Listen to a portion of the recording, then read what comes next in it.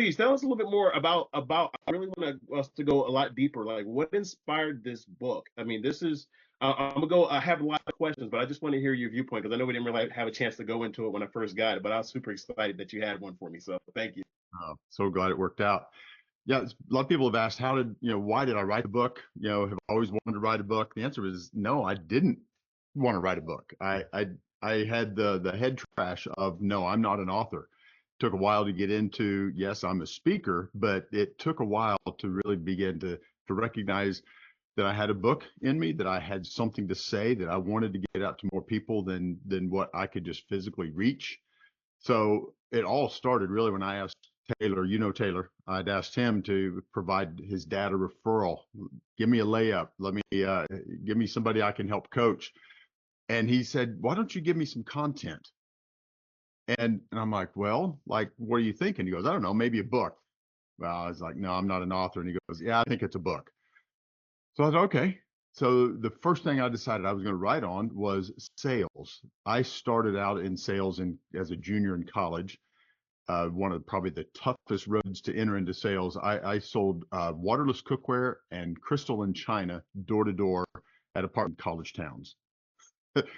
Not a lot of money in those scenarios. But I enjoyed the sales side, but you definitely learn how to deal with rejection and doors slammed in your face with that. But Fred, it was like pulling teeth to get to even up to 1,000 words. It was just not comfortable. I just had trouble getting there. So I thought, well, my next favorite topic is really leadership. John Maxwell is a mentor. I'm a coach in his organization. I love leadership. I do believe everything rises and falls on leadership, whether it's business or at your home. So I thought this is going to be easy, and it wasn't. It didn't flow. It wasn't. It was a challenge just to sit down and write every day. So I have a pattern that I use. It's a journal time, some private time that all my clients use. It's called VIP time, where I am the VIP, and it's a set meeting, and I come into it with specific questions. And this question was, what is my message? What do I have to say? And I really felt the word legacy pop into my mind, my heart, and I'm like, well, I do love legacy. It has been something that's been a passion for me way before coaches were ever a thing. Uh, Coaching my boys, I've got three sons. They're now 35, 32, and 30. And once I settled on the topic, that was my lane. I was able to knock out 35,000 words in about 5 months, and it really was a joy to write. It didn't have to do a whole lot of research or statistic finding, because with what I did for so many years, I worked with high net worth families, and I got to hear a lot of what their biggest concerns were. So really, the book is uh, in part of my intellect, part of experience, but mostly what my heart's passion was. Just curious, as far as the multi-generational impact, is that a phrase that you developed, or is that something that you've heard before, or how did you? I've never heard the term before. I believe it's something I developed, but it's like most of my greatest ideas are taken from a composition of other people's ideas, and I just piece them together to make them fit my DNA. So the multi-generational piece is really, it's like I've got three generations four on this planet with me. I've got my parents are still alive, my wife and I, and then our three kids, and then Taylor's two kids of his own. So my intent is to have generational impact. So multiple generations in so the impact piece is, there's a difference between impact and influence. Influence is persuading, impact is making a difference. And so that is my passion, is to make sure that whatever I choose to, it makes a difference. Got it. And also, I'm curious too. And also, I did door-to-door sales, so I understand that pain as well. I did that for 4 years before I joined the Marine Corps. So, as far as like, you mentioned in the book, successful business and successful legacy, like cohabitating together. That's also a unique principle, because in my previous background, it was just nothing but just fixing dealerships or fixing online and offline businesses. But you actually have the holistic approach to that, and that's the other reason why I wanted you to talk a little bit more about that, because I've never heard that before either. Yeah, and in the book, I think I tell the story about the family up in Providence, Rhode Island, that I got we won a payoff trip, and got to tour their little house. Their little house, it was about 42,000 square feet on 6 acres. So being able to hear their story, and their whole deal was about financial net worth, financial impact. But the house that we were visiting, that we were getting a tour of, that had been in the family name for 4 generations. And so I was able to stick around and ask some more pointed questions, because I'm just always interested in how do you have that level of impact for multiple generations? Because statistically that does not happen, right? We talk about that in the book as well. And it was just a great lesson to see that this family had figured out how do they perpetuate wealth for multiple generations. I mean, when you're able to do it for 4 generations, you've got a really good plan down. And so I was able to dig into that. You couple that with working with high net worth families, and their number one concern, the thing I always heard was, I don't want the government to take my money, and I don't want my wealth to mess up my kids. Well, how do you do that? So the folks that I worked with in those days, they were very gifted at what they did, but their whole strategy was to use legal documents to restrict access to the resources so the kids couldn't burn through it. My philosophy on that is, when you are very, very intentional on developing and instilling family values, family vision, and passing on your family knowledge, you don't need as many legal restrictive documents. Now, you still need the trust documents and everything else from a tax structure, right? But that whole concept was, if we take care of family vision, family values, family knowledge, we're going to be able to perpetuate wealth, not just help them survive, but we're going to help them perpetuate it in a massive way. Yeah, I want us to go real deep on that, because you mentioned in the book, like, starting from nothing, right? So to me, this is like the duality of how wealth really works, because on one hand, you've been able to pull a lot of your knowledge from those top level rooms. On the other hand, you have people who are starting at the bottom, but they may not even know that those top level rooms actually exist. Like, there has to be some type of process that you've seen or observed for people to get the shortcut. That's the reason why I was like, we got to do this podcast, because flat out, I'm from the hood. I didn't know a lot of this stuff. I'm years old. I run into your book and I'm just like, I'm almost falling into that woulda, coulda, shoulda, had all phase, but I didn't have a mentor like that to be able to even see this. So that's why I'm asking you, as far as, like, specifically for somebody who's starting out, like, how is this shortcut really going to affect them? Because, like, as an example, my son graduated, right? I now have your book. I told my wife this morning, we're going to sit down based on what I saw with your book, and I'm going to do the exact same thing you did with Taylor, period, because I didn't have that. So so from a viability standpoint, in addition to your works, how can they start really discovering this on their own to get that navigation that they need? There's a lot of resources out there. The unfortunate thing is, it's very inconvenient to go out and find it. And so that another thing about this book is, what is the desired outcome of the book? I had one other gentleman that his words to me is, this is a simple blueprint for me to use with my family. I never really thought about creating a blueprint for it, but that's what he said, because in the book we get down at the granular level. And even when you're having really young kids, what do you do? And how can you begin to perpetuate just the value-based system? So that's another unique thing about the book, is when I first started writing it, it was written from the perspective of all the high net worth families that I worked with. But the further you go through the book, you realize these are principles, and they will apply whether you have $10 net worth or $10 billion net worth. So the value of the money is almost a byproduct. The real piece is, what do you stand for? That's the vision. How do you make your decisions, or the principles? That's your values. Now, when we start getting into the concept of transfer of knowledge, that's when you're really working with a lot of business owners. I've worked with so many business owners. Well, I use the example of Tommy Boy in the book. Do you remember that movie? Yes. Tommy was not prepared at all to take over that. Fortunately, since it was Hollywood, that the movie turned out well. Tommy saved the company. Most of the companies and the families that I worked with, they didn't have that same story.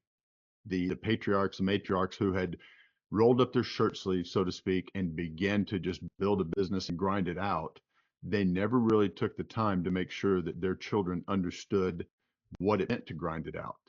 And there's a lot of statistics in the book too, is if you make it too easy on your children, you're actually doing them a huge disservice. And then you have a next generation that inherits the business or the wealth. They don't know what it took to acquire it, so they definitely don't know how to grow it. And then they pass it on to the third generation, and they're even more distant from what it took. And that's why you get the shirt sleeves in three generations concept, is they just don't understand what it takes. Yeah, I've seen that from my own personal experience working with automotive dealers. They're shoulder to shoulder entrepreneurs. The average one was 57 at that point in time. Didn't know exactly what they were going to do with their business. They're looking at me. I'm just like, well, I'm not like one of your kids. I mean, you can will it if you want, but it's just like, but that was their biggest frustration, though, is that they worked hard from the ground up to get there. And on one hand, you also mentioned the punitive aspects as far as people withholding that information to say, hey, this is how much I'm really worth, just because of the fear, uncertainty, and doubt of these kinds of things. So my question would be, as far as like startup, especially startup entrepreneurs or people who are right in the middle of that grind, because you mentioned something very intriguing. I want to really get on this one. How important is it to hurt people's feelings and call out blind spots? Because you talk about that in the book. Oh, it's imperative that you have that level of trust and transparency. But one thing we've learned is the stronger the relationship you have with whoever you're talking to, the more direct you can be. And at that point, it might hurt their feelings, but it doesn't hurt the relationship.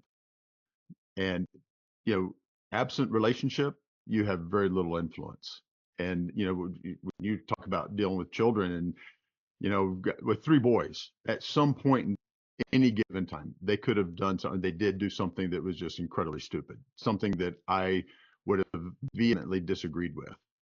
And if I were to always, even as adult young men, if I were constantly going around trying to fix them, correct them, and they had no relationship, all I did when I did that was push them further and further away. So that's where, it's imperative that you have a relationship so you can coach them, direct them, get them back on the right track.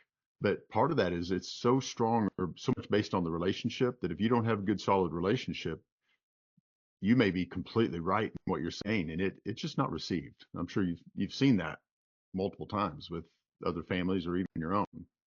It really boils back down to, Fred, you and I being willing to be inconvenienced and spend time with, if we're talking about our children, being willing to spend time with our kids, right? I think about when I was with corporate, I traveled constantly. I traveled 6, 7 weeks in a row. And that one week I was home, it was just a massive catch up and trying to do. So it was really nice to be able, when I taught my boys how to do the lawn, it was tough getting there because I wanted my lawn done a certain way. I wanted it done in a certain direction. I wanted it edged, weeded, blown out, all the work. I could do it in about 65, 70 minutes. To have them with me would take well over 2 hours. There was a lot of frustration at times where it's like, man, I could just do this better and faster myself. That is when we talk about choose your inconvenience, right? It will be inconvenient to be a great husband, but it will be more inconvenient if you have a horrible marriage. It will be very inconvenient to be a great dad from one dad to another. It's inconvenient to go out of your way to expose yourself to being frustrated, but it will be far more inconvenient if you build no relationship with your children and now you have adults that don't want anything to do with you. That's a whole lot bigger inconvenience. So it boils down to, are we willing to be inconvenienced and take the extra time to invest in our kids? There's a story in there. I don't know if this might answer or go in line with your question. The story of Jonathan and Sarah Edwards. Do you remember that story in the book? And they had 11 children. And every night when Jonathan Edwards would come in from work, he'd spend at least an hour with the family as a whole. And then he would spend individual one-on-one time with each of his children, praying over them before going to bed. That was inconvenient.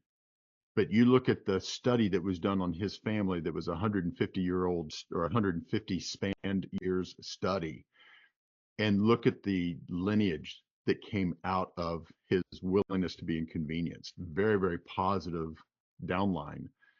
And then you contrast that with the other guy in the book, Max Jukes, another 150-year study, but there was no level of inconvenience. There was no investment from him to his kids, and there could not be a bigger difference in the lineage of those two men. And it boiled down to one was willing to be an inconvenience and invest in his kids, and the other was not. And the most amazing thing about this whole process is that you kind of answered my other question, which was lack versus purpose, because you also talk about that as well. Can you go a little bit more into like the lack of a parent or a figurehead not being there to actually have that kind of inconvenience and the impact that you've seen firsthand? I know I can speak from my experience, but you definitely wrote the book on it, so I want to hear from your viewpoint. Yeah, there's a section in there are you referring to like the one that's legacy baggage and legacy treasure? I'm talking about on page 12. You talked about lack versus purpose. So it's okay. I have to look at page 12 now. Man, you're going deep in the Oh weeds. yeah, purpose. There it is. Everything came down to a purpose. And as I Oh, look, oh my God. What? yeah. Yeah, there was a level of intentionality that I made a choice of, corporate decisions, business decisions, and like he said in there, I didn't do everything right. I mean, he could have hung me out to dry because I made a lot of stupid decisions as a young dad. I was really a strong-willed type A type dad, and that's another thing is our personalities are not permanent. We do change, and it's when you become aware of the type of dad that you want to be, then you're able to push through. It has to be pushed through. So the purpose of this was definitely about intentionality. And there is a story. If you have time for this, a quick little story, probably two, Of three course. minutes. This is probably the story that got me started on the track of being an intentional dad and recognizing that my true impact was going to be built through my sons. I had heard this, and there's a lot of stories we talk about, and this one didn't get in the book because I couldn't verify it. And my publisher, they were like, we got to give credit where credit is due. If you can't verify it, it's better to not. So this story didn't make it in there, and I've looked for it everywhere, Fred. So if you got a good research team, maybe you can find out. I don't even know who told me the story, but there was this story of a Scottish evangelist that when he was young, he knew that he felt like his calling was to reach the world for Christ. And when he got out of seminary and gotten married, he let his wife know that he has a massive calling. And so he is going to be gone a lot, but he has to do this. So he started his travels, was gone a tremendous amount of time, was home enough, obviously long enough to start a family. As the story goes, he ended up with 3 sons. And during the course of his reaching the world, he didn't have time to spend with his sons. He wasn't with them wasn't around a lot. But by the time he reached his 40s, he had realized that the world was so big and there wasn't as much time left as he had hoped. He wasn't going to reach the world for Christ. So he was going to reduce his footprint and pull it back, and he was just going to reach his continent. In his 50s, realized I'm still not going to have enough time to reach the continent, so I'm going to reach it back, and I'm just going to reach my region. In his 60s, realized I don't have enough time to reach my region. I'm just going to reach our province, our community. But in his 70s, what he realized on his deathbed, and his sons were not there.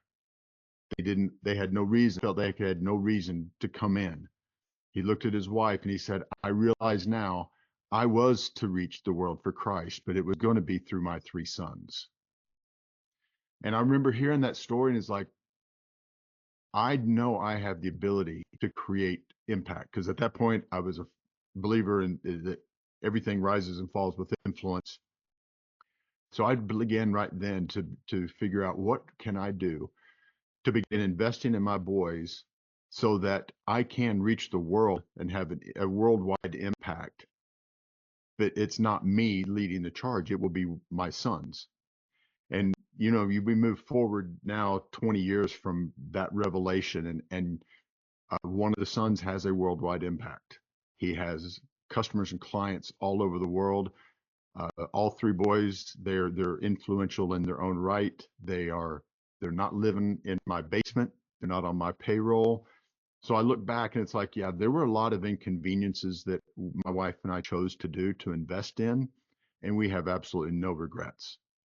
So that story, I think, is really what set the tone for me. Is what was impact?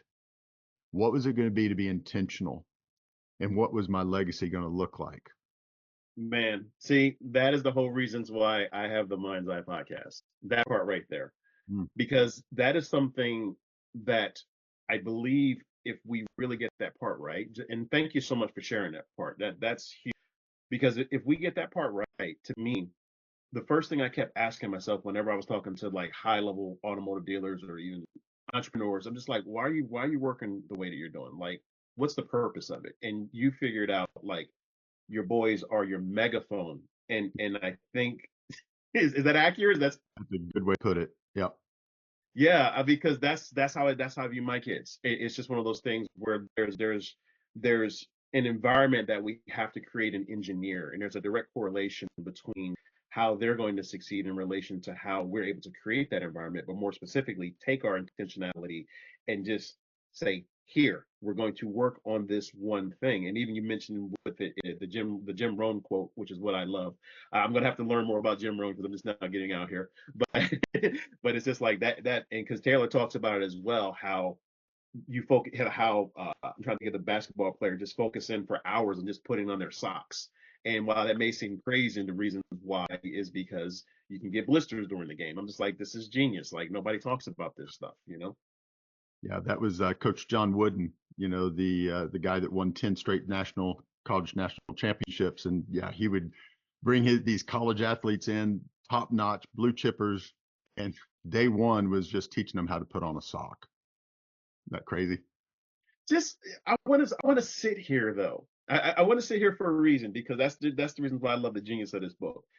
It's like okay, so as an example, when I used to be in the high level automotive rooms, what we would do is we would battle plan, we would mastermind, we would figure all of this stuff out, we would engineer it. Again, not to the point where it's pedantic or it's taking too much time because again, you have deadlines, but just enough to really get it out to market. So when you're coming out to market, it's going to hit as hard as possible. And to me, based on what you just said, and we have a lot of similarities, by the way, all the way from John Maxwell to door sales to traveling as much as you did. I'm just like, wow. To kids, but what we used to do though is that, and I was literally telling that to somebody else, and Bijal had actually posted this on her Facebook post where like I had a 5 quarter calendar, like I knew exactly where we were going to be and had everything planned out, and I just don't see that until now. That's why I'm so excited about your book. So and thank you so much. I want to jump into it real quick because it sounds like you want something to say, but also the intentional download. Can you talk a little bit more about that in relation to what I just said? Intentional downloads.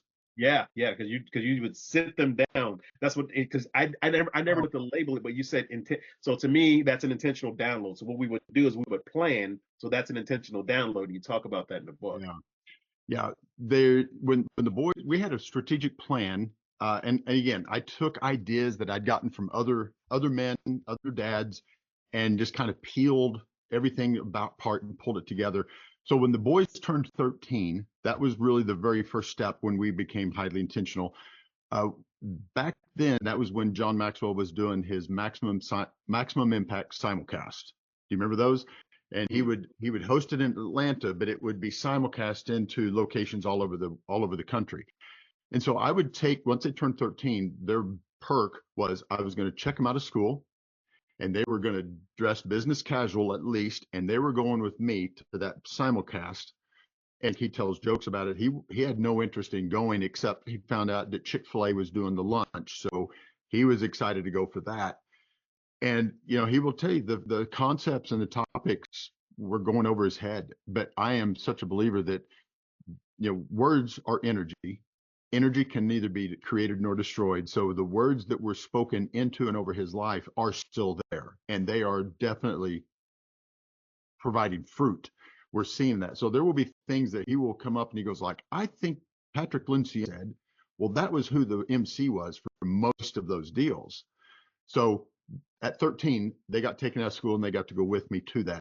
The mission behind that was I wanted them to be completely comfortable being around other leaders and people that were perceivably more successful than they were.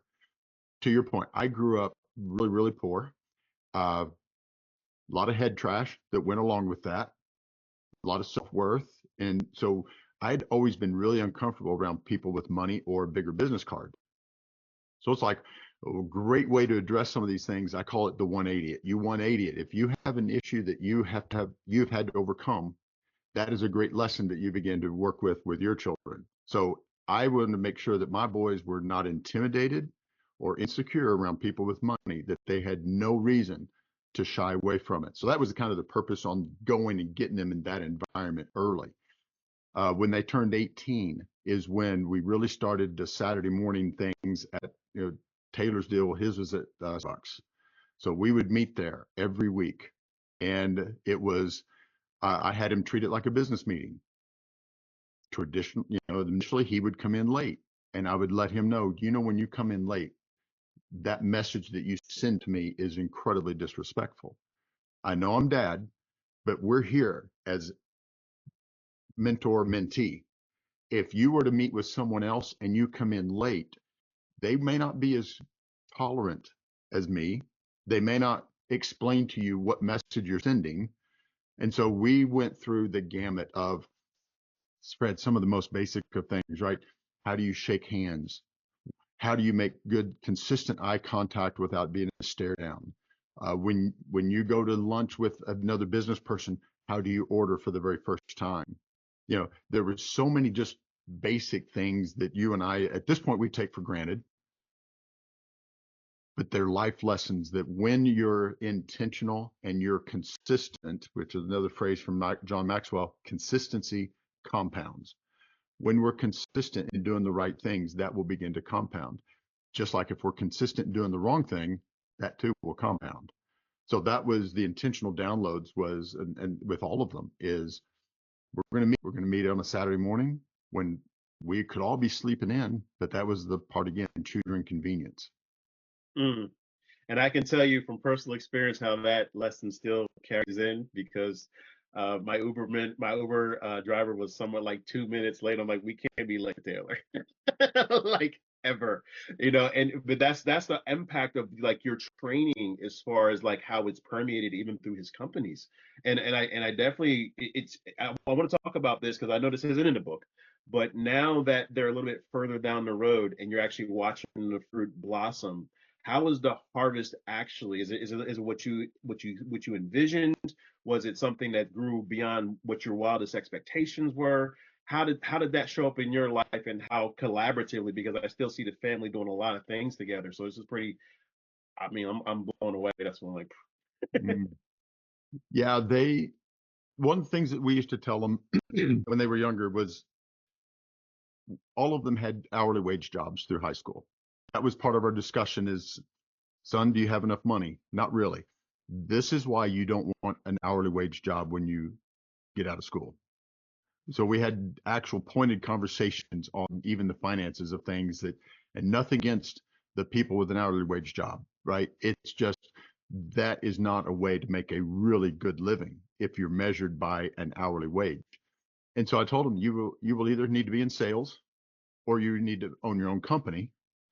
And people in sales are either the highest paid, most liberated, most enjoyable, or the lowest paid, most frustrated, right? Sales isn't for everybody, but they've all been able to do exceedingly above what I thought at the time. They have all forced me to rethink what big numbers were. And, being able to watch that. And now with Taylor having children, there's some things that like, oh, here's some intentional things that I did when you were young, and here's what I would do differently. One of them I think I tell in the book is I used to write year-end letters to them, And they were letters that I hope and prayed they never saw, because that was my "if I'm gone" letter. This is what Dad stands for. So those letters were written, and each year I would tear it up and write a new one. And so I told Taylor, I said, hindsight, I cannot think of a greater gift than to store those letters year after year after year, and give that to, in this case, give it to your daughter when she's 18 or before she gets married, and let her see the lineage, the intentionality that her dad had on her behalf for 18 years. And so he's doing that now. And it's because, I think, partly because he and I have a really good relationship.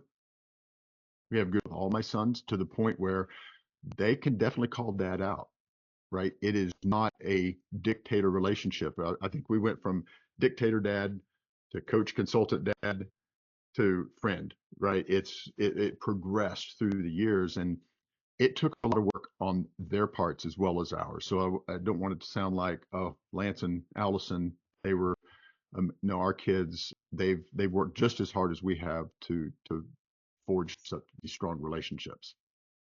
Yeah, no, 100%. And actually, I turned my notes, but you said something like, let me go back to this. Investing in family. Hmm. Was that something that you saw as a result of those 150-year studies, or how did you get that idea specifically? Yeah, that really came probably from my parents. My parents, they've got an amazing legacy of their own. Uh, they had the deck stacked against them from the very beginning, and uh, won't get into all the details, but it is an absolute miracle that they are still married, 60 years, and they were very, very, very important. The family was very, very important to them. And my dad he had an amazing work ethic. He worked 3 jobs just so that we could keep food on the table. So it tells you the kind of jobs that he had. Uh, but the thing that was interesting is, he never missed a single school event that I had. Uh, I was I had a very good basketball career, and we made it way into the states every year, state championships. And I don't know how, with working 3 jobs, but he never missed a single game, no matter where it was. Uh, they found a way to get me into basketball camps when I know they didn't have the money to do it. So family was something that I think was ingrained in me even in my childhood. We didn't have money, we didn't have resources, but we had family. And I think that's really where that started. Wow. No, I appreciate that, because you also have a quote in here from Benjamin L. Covey talking about focus points. First, focus points. Uh, How important are focus points? there, that's what supports your intentionality, right? We can wing it. I've got a great exercise. I actually will send it to you and walk you through it, and you're welcome to use it. Anything I have that you want to use, you're welcome to. But there's an exercise that it's called wing it or plan it. And when you wing it, you're circling numbers, but the whole point behind it is, when you're winging it, it doesn't mean you can't make progress. It doesn't mean you can't have results. But when you compare that to a plan, and you are following the coach's direction, for example, your results are significantly higher. And so when I go through that exercise especially with business people, I tell them the first time through it, you're going to score anywhere from a 25 to 35. The second time through it, you have the choice to either listen to me, be coachable, or you can assume that's going on now, and you can go about your own pace and do your own thing. Inevitably, no one decides in that scenario that they want to do it on their own.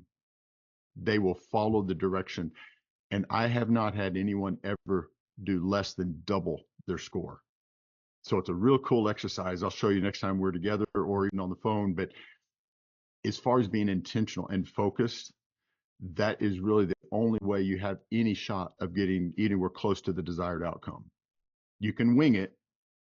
It doesn't mean that you're not going to keep breathing, or you can be focused and intentional and see drastically different results. Yeah, I'm glad you said that, because I had that note right here. Because you said before intention, you be aware of what you desire. Is that part of that? Yes. Yeah. You cannot address, even as a leader, you can't address what you're not aware of.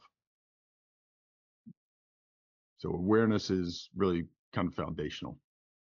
That's where Okay. we even think real at the beginning, we start talking about what is a navigator. You know, a navigator is traditionally with ships. I mean, you would be more uh, enabled to talk about the definition of a navigator. But I think the successful part of the navigator is you got to know where you are now, and you have to be aware of where you're headed. And when you know those 2 points, then you can structure or create a plan that's going to get you there. Yeah, definitely. I want to talk a little bit more about that, sit into that, because if you could define for us like what your definition of awareness is, and also just a brief high level overview of that, because I'm the kind of person where I sketch things out. So I have the 3 phases right here. Basically, because you're a creator, and then you have level 1, level 2, and level 3, which are like the generational. So that's what I was curious about. So I love it. I'd love to see that too. Um, being aware is oftentimes associated with not being satisfied with where you are. So if you know that there's more in you, if you know that there is something else that you would like to do, what Jim Rohn used to say, do, be, and have, there are structures, there are ways that you can get there. And I'm also a huge proponent of words. People use words that will either feed them or tear them apart. And I'm sure you've seen this. Words like I can't. Well, that's an obvious one, right? What ones I have little issues with is the word I need. I need to have a better year. I need. A need is still a weak word. Weak because it's indicative of lack. It is a supporting of lack. When you use the words how can I? How can I achieve more? How can I lose weight? How can I make more money? What follows the words how can I? Your brain, your neural pathways will ignite. If they were hooked up to electrodes, they would light up like a hotel because it is a solution finding machine. But we got to feed it the right data. And when you start out with how can I, that is the beginning source of whatever is going to be followed. How can I be a better dad? If you're really looking to be a better dad, that's the beginning part of an awareness. You will begin to find resources that will help you become a better dad, a better husband, a better entrepreneur, a better coach, a better XYZ, whatever it would be. Does that make sense? oh yeah, you had some rubber down in there, so that's what I'm writing. Okay. 100%. No, I definitely appreciate that because again, it goes into. I want to go a bit more into like that graph because that was one of the things that popped up was specialized knowledge and experiences, or Mm, specialized knowledge and experience. So how does that play into this whole navigational path? that's great. And that's where I think legs of the legacy table, which that's really what we're going through. The third leg is the knowledge leg, and that's where I got to see where families, especially families that own a business and they want children to come into the business, like you and I talked a while ago, we there are just so many things that we take for granted that if we know it, it's common sense. Well, our kids probably know it. But if we're not intentional on making sure that our children know the certain things that we're wanting to hand down, we're leaving that to complete chance. So even if we go and talk about the family vision cast that's in the back part of the book, there is a method to the madness of that. A family vision cast is something that we did for well over a decade on that at least, and it was structured and it was intentional, and there is a pathway, which is the knowledge piece of why do we do what we. Now I think what you're probably referring more to is on the business side. We would work with a lot of patriarchs, maybe your car dealerships. You have a patriarch that's been in the car business for maybe 50 years. He's forgotten more than most other people even know.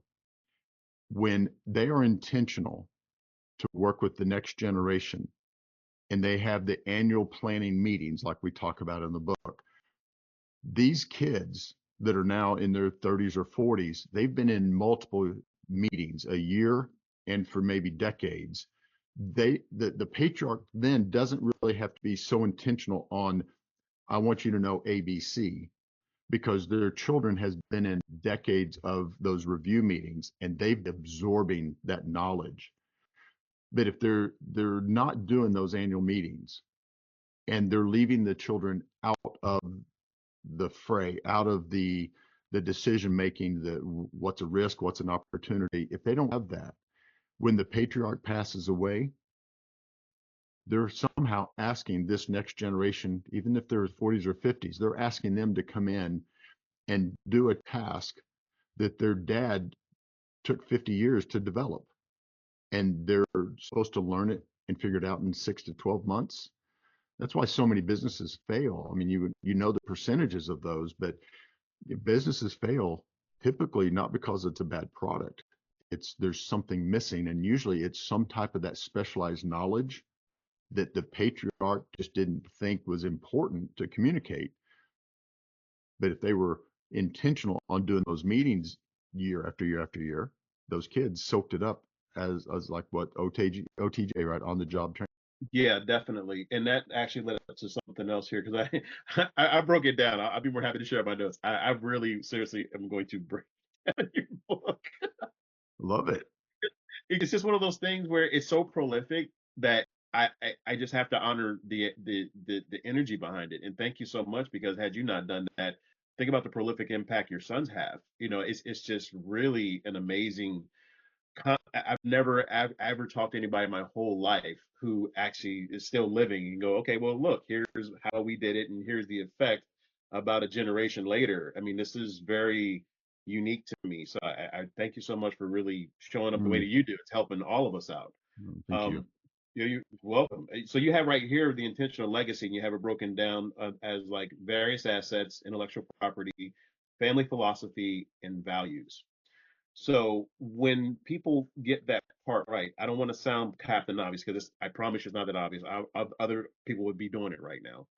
What have you seen typically that people can start doing right now to just jump into that wave? To me, this is a wave, you know. So they got to get their surfboard. How do they really start getting on, start learning how to paddle, and then get on that wave and then ride that wave? Yeah. Well, without sounding salesy, get this book.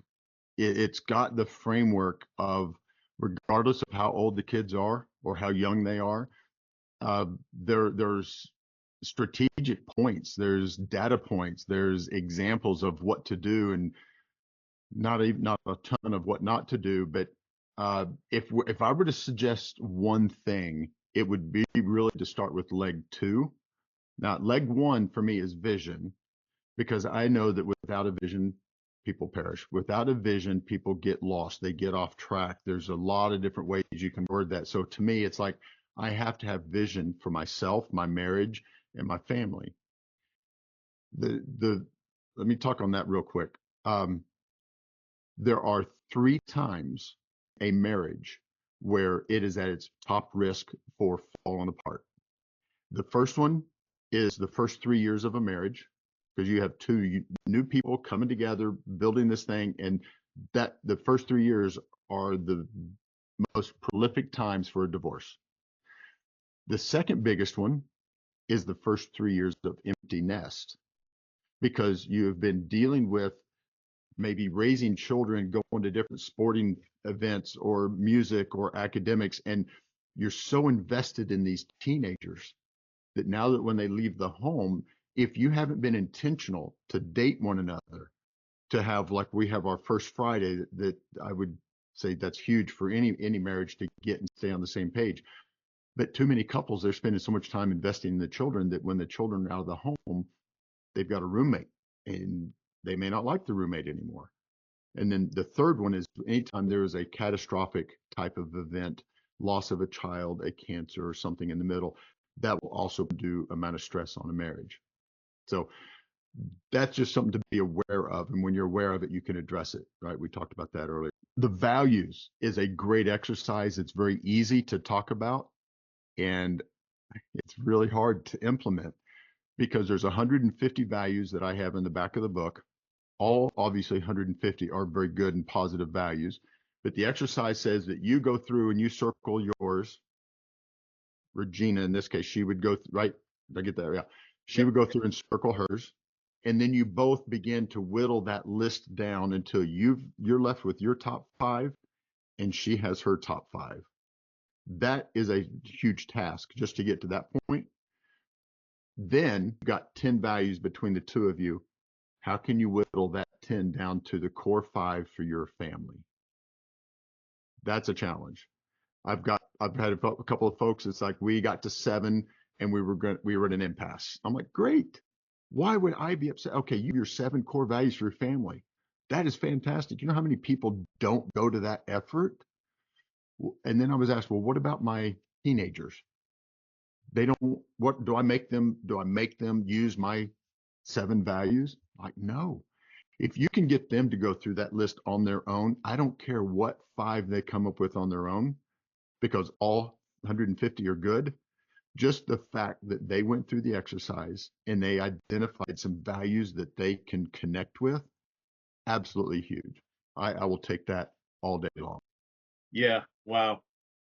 It's true though. It's just I'm just looking because without sales and sounding salesy either. I mean, stage one, that's my program from Vision to Victory. That's what I those years of just seeing that one thing fall apart, and there's nothing more disheartening to just watch something just crumble after it's Mm, horrible. I mean, yeah, it's one of the reasons why I was just like, I don't know if I'm built for this part, because it starts getting real when people start, going into their final season. It's just like, what happens yeah, next? yeah. There's a very, like I said, that's why I'm so thankful we're on this call, because just like, this is real. People have to understand that there is a shelf life. And I forgot who told me, just like you said, I like to misquote, but there's like 4 phases. Like the first phase, you're like a Spartan, and then you wind up being like stage 4, which is a sage, you know? Yeah, yeah, I've heard that. Yeah, Love so it. this is definitely brings the other context into, I think, what people are missing as to their why. Like for me, the way that this reads, it's more than just a how to. It's like real engineered motivation. It's like, look, here's why we do this, and here's how we should treat this. Because even with me, 6 kids, I'm like, we have to run the house like a business. Like, you have this many personalities, and there's some Uh, strong, a lot yep, of horsepower, strong personalities, crushing it in life. They can go out there, slay a dragon, come back and have some soup, you know? right, right. But that's rare in itself, because there is this part that's missing, where if they don't have those values to fall back on, then it really becomes more of a materialistic aspect versus just, hey, let's really put some purpose behind why we're doing things. And that's actually what we're doing right now with our son. He just graduated yesterday. It's like, okay, it's time we sit in front of, like Congratulations. everybody else. Thank you. It's just, but now I have some more ammunition. And what I mean by ammunition is a very positive thing, because again, and this is going to be required reading. Thank you for sharing this and giving me permission to just shoot it all over the place, because I am. It's just one of those things where it's so prolific they get this ultimate shortcut that we have to be able to just honor the IP. So Well, thank you so I much. appreciate you saying that. And we've always talked, right, as coaches, multiple ways to learn, but the easiest two is your own errors or you learn from someone else's. And Yeah. when you learn from someone else's, you've now shortened the pathway to get to where you want to go. And that's really a great way to describe this. Is, when the publisher first asked me, how many copies do you want to sell? And I'm like, I don't know, because it's still at that point, it's like, I'm not an author. If it helps anybody, I'll be happy.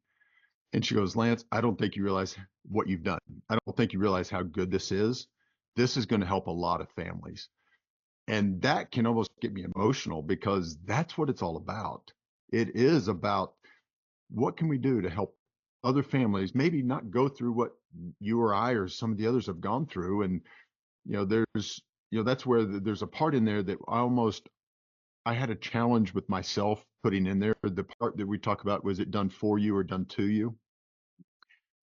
Because I did not want to come across unempathetic, that says, okay, you had a horrendous thing done to you, and you have to see it as done for you, not done to you.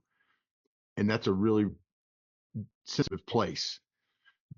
But you and I know we've seen the most horrific cases where someone was mistreated so unfairly. The only way they came out of that was they were able to turn that around and say, I grew from that. That made me a better person. As long as they keep that verbiage of, this was done to me, whether they mean to or not, that's playing a victim card. And yes, they may be a victim, but as long as they're the one playing the card, they cannot grow out of it. And so I decided to leave that in there for the hopes of not to be unempathetic, but to really encourage some folks that are going through some crazy hard times. How can you look at that as that's done for me because I'm this and I'm going to grow out of it? That is truly the mind's eye. There it is. Thank you so much. This has been an incredible interview. I mean, your publisher was right. Mhm. I've read a lot of books, and this ain't even half my library. Wow. I got 3 offices. I'm just booked up, Oh, and wow. a lot of it's dense reading. And this is really simple and easy to understand, but more specifically to just this is the kind of book where you have to do it. That's why I like it towards the end of the chapters. You go, okay, here it is. Yeah. We talked about it. Do this. Yep. That is, I'm glad you even brought that up. That's when I've talked about the feedback that I get, what do the people like about it the most? Uh, Probably more than anything is the forward. That has gotten a lot of attention simply because it's an adult son writing about his dad, which feeds right into the concept of legacy. But the other is each chapter at the end of it, it's got the reflection and implementation. I didn't want to write a book that was just, oh, this is good, it's entertaining. I really definitely wanted it to have some feet to it. Now, that's only you can do that, right? You have to then do the implementation, but it really is set up to be simple to do. But Jim Rohn's, like his quote, what's easy to do is easy not to do. I don't want you to slip over that. Yeah. Well, this has feet. It's got legs on a whole table. So now we just put our vision on the top of it, and then that's how we navigate it. So thank you so much.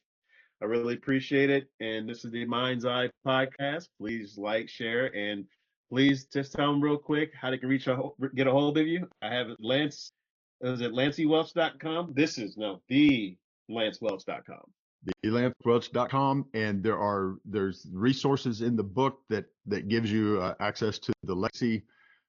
There's a site called Legacy Awareness. I don't know if you've gone to that place and taken that assessment. It's 2.5 minutes, but it'll let you see based upon what your goals and objectives are, how on track are you. So it's a great little thing that I put together for that.